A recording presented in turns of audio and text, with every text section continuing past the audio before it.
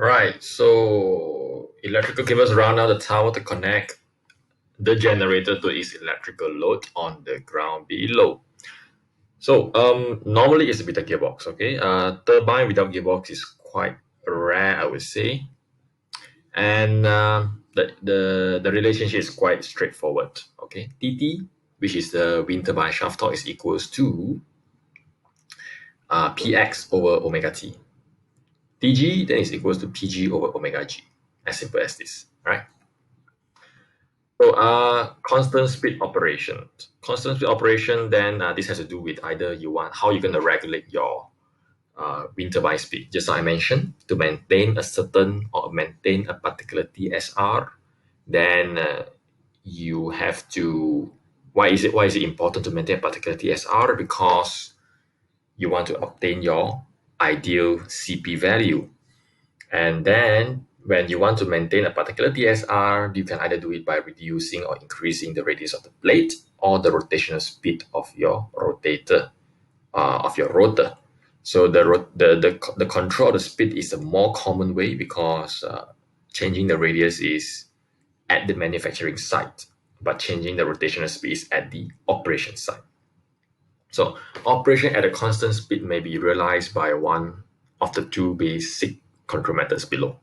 The first one, by varying the pitch angle of the propeller. Pitch angle meaning that imagine a blade that is facing at you vertically right now. You either tilt the blade at an angle towards you or away from you. Okay, that's what we call pitching.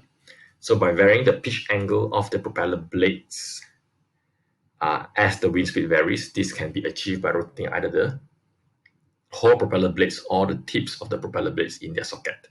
So this form of control is usually called pitch angle control. So by controlling the angle of the blade, we can control the attacking angle of the incoming wind speed with the blade.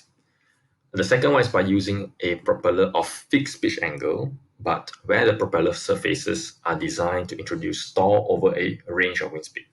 So this form of design is usually referred to as stall regulations or stall control. So the second one is that the pitch angle is fixed, but you have pre-calculated that after a particular wind speed, then at this particular pitch angle, there will be no rotation anymore. Okay, so there are two ways. Either you actively control the pitch angle or you fix the pitch angle, meaning that the control is fixed. Okay, so these two types of operation result in these two curves, but in general, they are similar in such a way that you need to have a certain cut-in wind speed. You need to have a certain wind speed to start rotating your blade, and this makes sense. So as your blade starts to rotate, the power produced will become higher as the wind speed increase. Okay, because as wind speed increase, then the rotor will rotate faster. As the rotor rotates faster, then the power produced will be higher. So they will generally go up.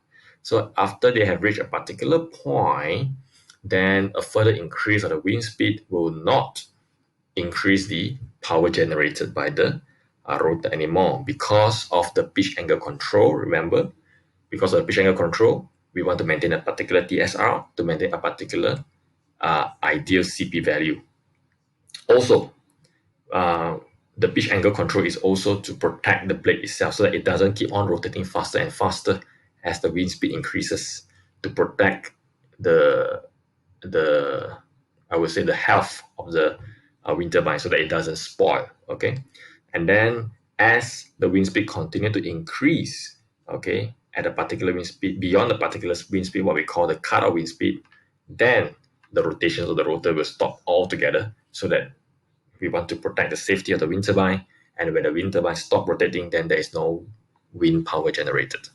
So depending on which control you use, the curve is slightly different. Okay, the dotted line represents stall control just now, where you fix the pitch angle, and you can see the bold line represents the active pitch control, yeah, where the control is constantly changing according to the wind speed.